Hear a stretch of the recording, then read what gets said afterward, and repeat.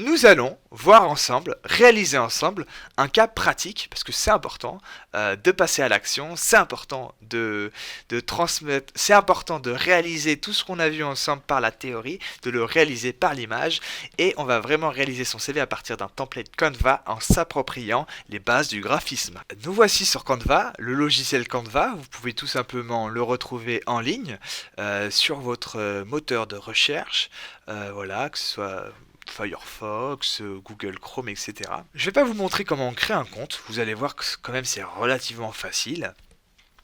Il suffit voilà d'aller en haut à droite, faire créer un nouveau compte, etc. Et une fois que vous êtes dans Canva, vous avez la possibilité de chercher dans la barre de recherche tout simplement des templates. Alors il y en a pour n'importe quel type de projet. Là on va se focaliser sur le CV. Donc admettons, vous tapez CV. En tapant CV, vous allez voir, il y a plein de templates avec des univers, des univers différents. Voilà, pour tous les goûts.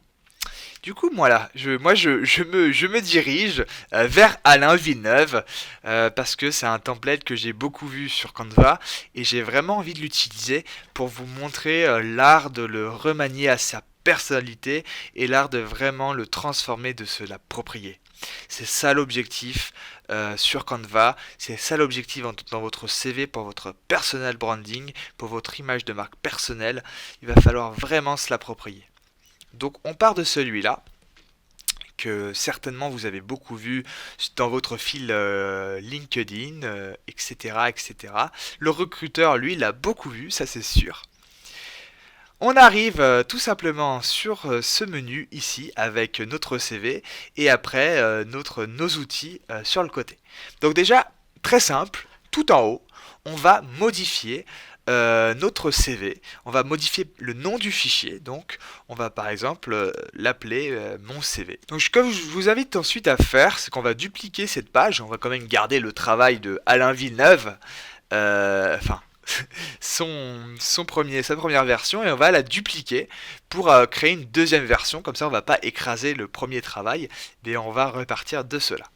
Donc, les premières questions à se poser. Vous voyez ce CV, on va le décomposer. On a à la fois son nom, son prénom, les typographies utilisées. Voilà, la typographie, la mise en page qui est calée du coup sur deux colonnes, un élément graphique qui prend toute cette partie de gauche, la photo à droite et un petit élément graphique en bas. Vous voyez que si on se déplace sur les blocs, on peut observer des blocs et dans ces blocs on va pouvoir rentrer dedans et modifier les éléments. Donc ça sera sur la partie quand vous voudrez rajouter, modifier des éléments, ça sera super important.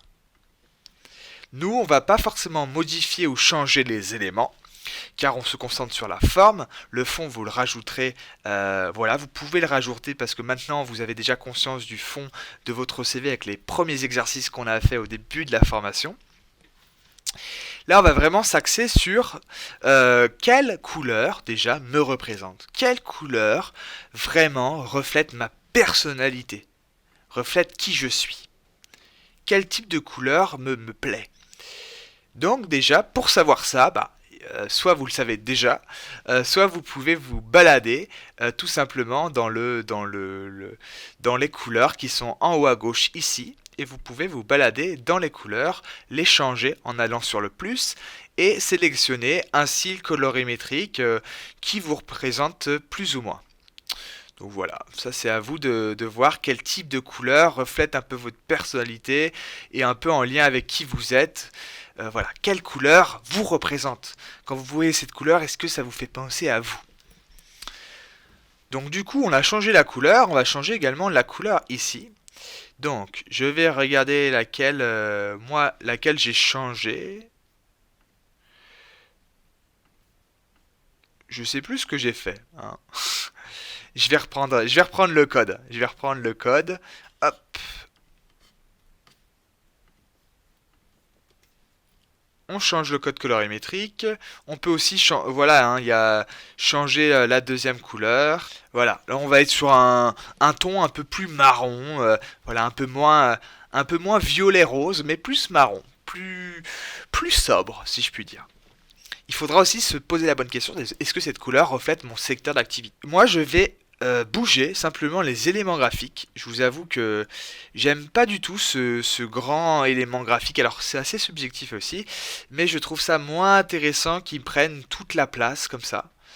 Je trouve ça moins intéressant. Donc, j'ai changé l'élément graphique et je vais aussi maintenant me balader, hein. On va faire étape par étape, on va un peu se balader dans les différents endroits du CV et je vais également surtout changer, hein, maintenant vous avez vu où c'était, changer ma couleur pour avoir une couleur un peu plus dans mon univers graphique qui était une couleur... voilà, une couleur un peu marron. Donc je vais également changer la couleur ici, puisque vous voyez qu'actuellement elle était blanche. Et moi, je trouve ça plus intéressant de faire une entrée dans le CV avec la photo en haut à gauche. Généralement dans un CV, dans le sens de lecture, vous avez vu que des fois, on va commencer, on va un peu rentrer de gauche à droite. Et c'est intéressant de rentrer de gauche à droite, je trouve, par la photo de la personne, par qui vous êtes.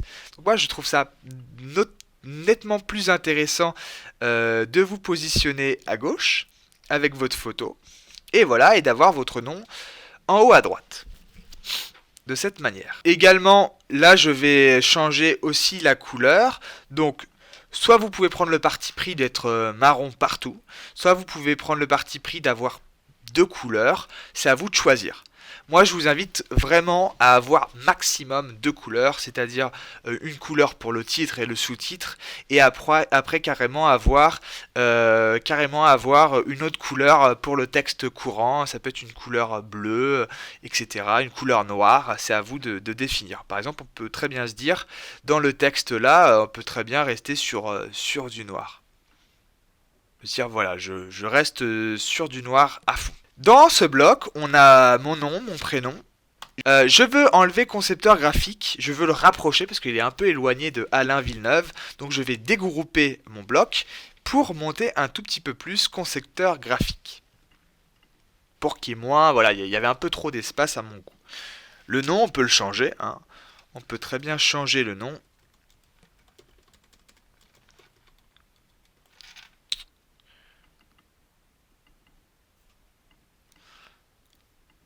Vous pouvez changer votre nom de cette manière.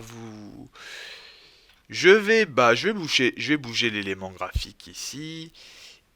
Et moi, je trouve ça plus intéressant aussi d'un point de vue organisationnel de mettre que je suis concepteur graphique, etc. Un peu ce pitch de présentation de qui je suis, qu'est-ce que j'ai fait. Un peu, ça permet de me présenter, de m'introduire. Je trouve que c'est plus judicieux de le mettre en haut. Pour les coordonnées, également, je dégroupe. Je ne vois pas l'intérêt, le but de marquer coordonnées. Je vais plutôt me dire, on sait que c'est des coordonnées entre nous. Et ces coordonnées-là, je trouve ça plus judicieux de les mettre en bas de page. Car c'est pas l'élément le plus important. C'est important de me contacter, bien sûr, mais c'est pas l'élément le plus important dans mon CV. C'est pas celui qu'il faudrait mettre en devant, si je puis dire. Et ensuite, on peut essayer de voir de quelle manière je vais mettre en page, mes blocs de compétences, mes blocs de spécialisation, formation. Hop.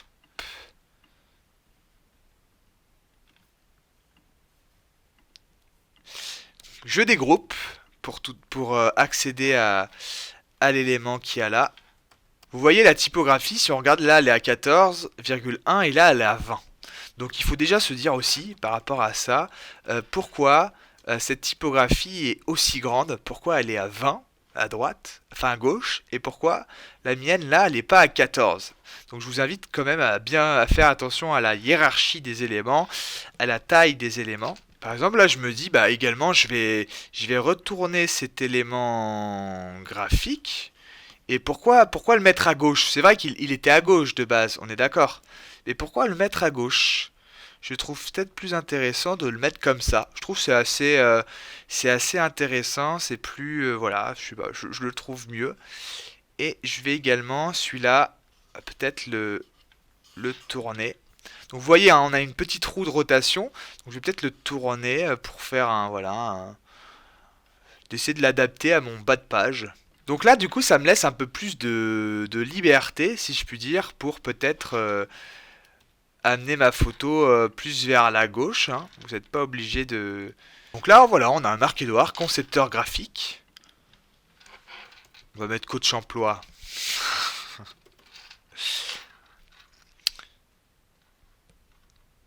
Une fois qu'on a fait ça, on est d'accord, là j'ai un peu remanié la mise en page, hein. Je me suis un peu amusé à revoir les éléments, un peu à les manier, à les rebouger, etc. C'était un peu le but, c'était un peu de se marrer, si je puis dire, là-dedans, de voir un peu l'orientation des éléments. Je suis très pointilleux là-dessus. Je pense que vous avez bien vu. Maintenant que j'ai fait ça, bah, je vais choisir une photo. Donc vous pouvez sélectionner aussi des photos. Alors le but c'est de prendre une photo de vous. Moi je vais pas prendre une photo de moi directement parce que peut-être que j'en ai une de moi ici. Si si. Allez, je vais en prendre une. Je vais en prendre une de moi. Tout à fait. Celle-là. Alors. Je vais prendre celle-là, je vais modifier l'image. Donc moi je suis en premium, j'ai la possibilité de détourer des images, etc. Si c'est quelque chose qui vous tente, je vous invite aussi également à prendre le forfait premium parce que Canva vous serez amené à beaucoup l'utiliser. Il est super comme logiciel, ça vous permet de faire des choses assez rapides et faciles, surtout quand on a moins la main sur le graphisme. Et vous pouvez vraiment faire des belles créations, compositions et surtout des beaux CV sur la forme. C'est un super outil pour votre personal branding.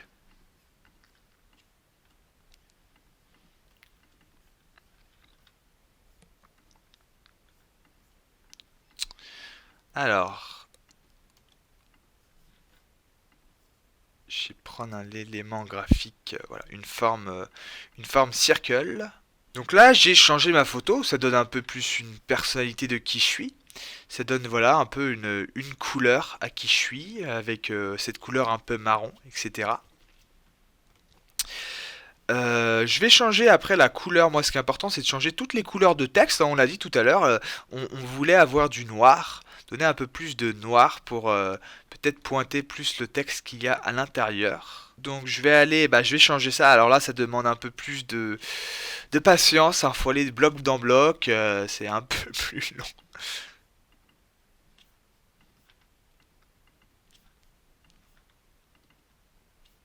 Lui était déjà noir. Vous comprenez pourquoi la majorité des gens ne veulent pas réadapter leur mise en page. Ça demande un peu de boulot en plus. Ça demande pas mal de boulot en plus pour réadapter tous les éléments. Voilà, changer les couleurs des logos, des pictos. Je vais également changer la couleur de mes pictos. Donc ensuite, on s'est pas posé cette question, mais la question suivante, c'est est-ce que la typographie reflète mon univers, qui je suis? Et du coup, je vous invite déjà à regarder les différents types de typographie que propose Canva.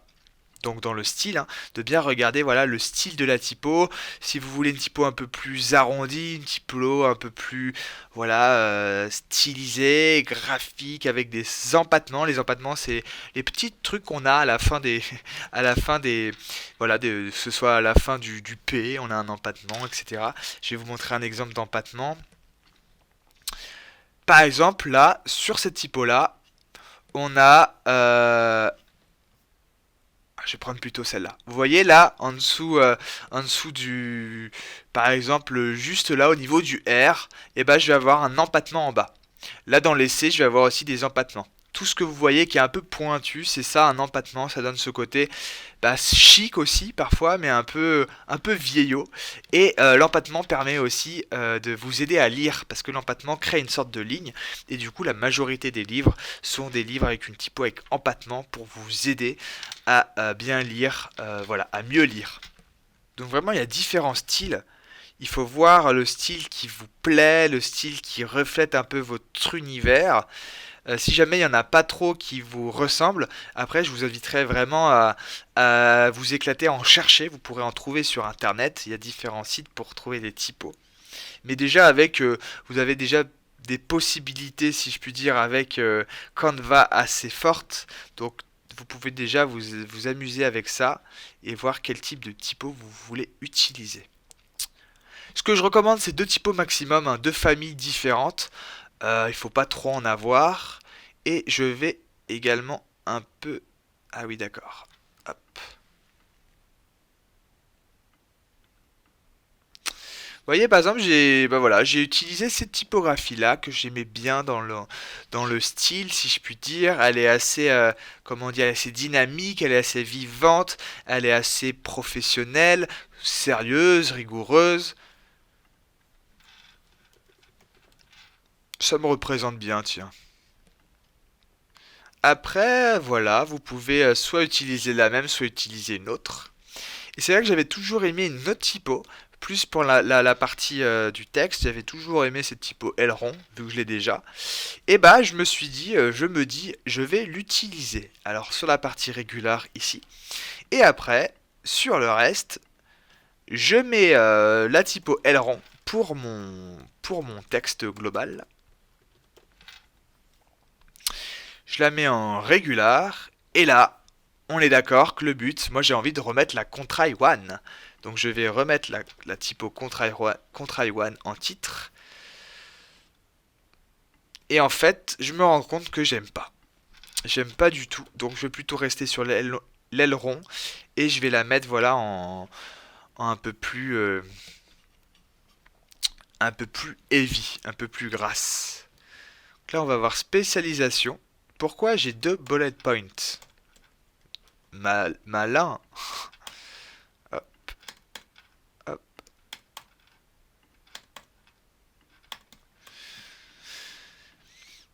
Donc là c'est pareil, hein. On reprend moi j'ai défini la aileron, une typo que je connaissais déjà, que j'aime bien, que je trouve ça assez intéressante dans l'univers, dans mon univers, que j'ai toujours aimé. Je l'utilisais au début pour ma charte graphique à l'école, donc j'ai toujours bien aimé ces typos.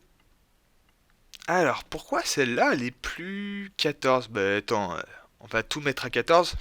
S'il vous plaît, faites attention, mettez tout à la même taille. Si jamais ça vous prend pas mal de place, bah on s'adapte. Mais c'est plus pro, si je puis dire, d'avoir la typo la typo qui est la même taille pour tous les titres de votre document. Donc si spécialisation est à 14, bah c'est mieux de mettre le reste à 14 quoi en fait. Donc n'hésitez pas à prendre du recul parfois. Là, des fois, on a beaucoup la tête dedans, hein, on est d'accord.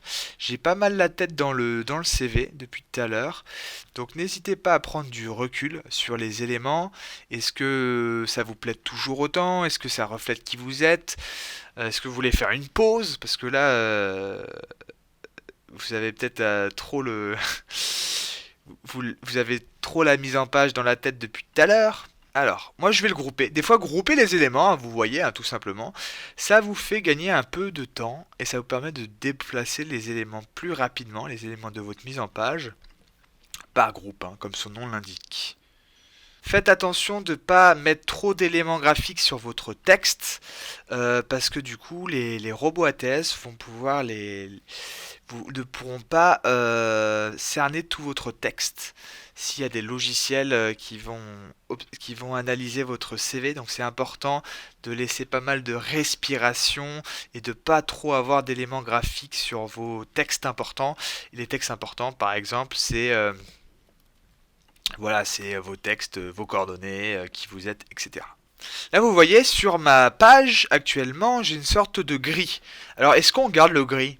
Est-ce que vous voulez le modifier, hein? C'est important aussi de se poser les bonnes questions. Est-ce que je le garde, ce gris? Est-ce qu'il est bien? Est-ce que je mets rien, blanc, blanc, blanc, ou un petit peu gris? Ou alors, est-ce qu'il n'y a pas une petite teinte dans le marron, peut-être? Donc, qu'est-ce que j'ai fait? Qu'est-ce que nous avons fait ensemble? Sur l'aspect graphique, hein, le texte, je ne l'ai pas changé. Le texte, on le travaille ensemble sur les premières vidéos. Mais du coup, c'est pour ça que ce sera important de le mettre dans votre nouveau CV. Mais du coup, on s'est focalisé sur l'identité, votre personal branding, de qui vous êtes. Et on a commencé par quoi? Par la photo, vos couleurs, la typographie, quelle typographie vous voulez mettre. Donc on a changé les deux typos, la Contrail One et la aileron, voilà, qui sont deux univers avec deux styles un peu différents. Et ça permet de donner à la fois une dynamique sur votre nom, sur votre identité, et après, au cœur du texte, donner une autre dynamique. On a changé la couleur de fond, à la base c'était une sorte de gris. J'ai changé la couleur un peu marron, parce que ça rappelle aussi mon costume, hein, les choses sont bien faites. La couleur un peu marron dans l'intégralité du CV, la photo, la disposition globale des éléments. Voilà, j'ai questionné plusieurs fois, est-ce que ça me correspond? Non, oui, etc., etc. Donc voilà, vous voyez une version, vous voyez que le temps que ça a pris, je sais pas combien de temps ça prend de votre côté, moi ça a pris au moins une bonne quarantaine de minutes. Un petit peu moins, mais le temps de faire un CV vraiment qualitatif sur la forme, ça demande des remises en question, ça demande de tester des choses, de voir si la mise en page est opérationnelle, etc., etc. Donc voici le rendu du CV, et pour vous montrer, ça c'est le CV qu'on a réalisé ensemble, et le CV de base était comme ça. Le CV de base était comme ça. À partir d'un template, on peut l'approprier, on peut se l'adapter, le réapproprier en changeant la typo, en la re-questionnant, est-ce qu'elle me plaît, est-ce qu'elle ne me plaît pas. La mise en page, est-ce que la mise en page est intéressante. Là, la mise en page qui était proposée, je l'ai totalement remis en question, je l'ai changé, je l'ai optimisé, j'ai essayé d'autres possibilités sur la mise en page, voire autrement, différemment. Et pour ça, il faut un peu bidouiller, hein, si je puis dire. Les plans d'action que je vous propose avant la prochaine vidéo. Les plans d'action sont les suivants. C'est le fait de refaire l'exercice comme ce que je fais là, de repartir d'un template qui vous plaît, plus ou moins, et que vous voulez remoderniser, que vous voulez vous approprier. Et après, le re-questionner de A à Z, la typographie, les couleurs, la mise en page. Bouger, vous amuser à bouger tous ces éléments, voir si c'est intéressant, pas intéressant, est-ce que ça peut être encore mieux, ça peut être amélioré, est-ce que ça peut refléter encore plus qui vous êtes, et de mettre en place du coup une nouvelle mise en page, une nouvelle structure pour mettre en avant votre identité, votre personnalité, votre personal branding et surtout tout le travail du fond de le mettre en avant. Donc avant la prochaine vidéo, je vous invite vraiment à travailler sur ce plan d'action qui est la réalisation graphique de votre CV sur Canva avec ses remises en question et ses remises en question de base graphique. On se retrouve très vite pour la prochaine vidéo. Prenez soin de vous et positive attitude surtout.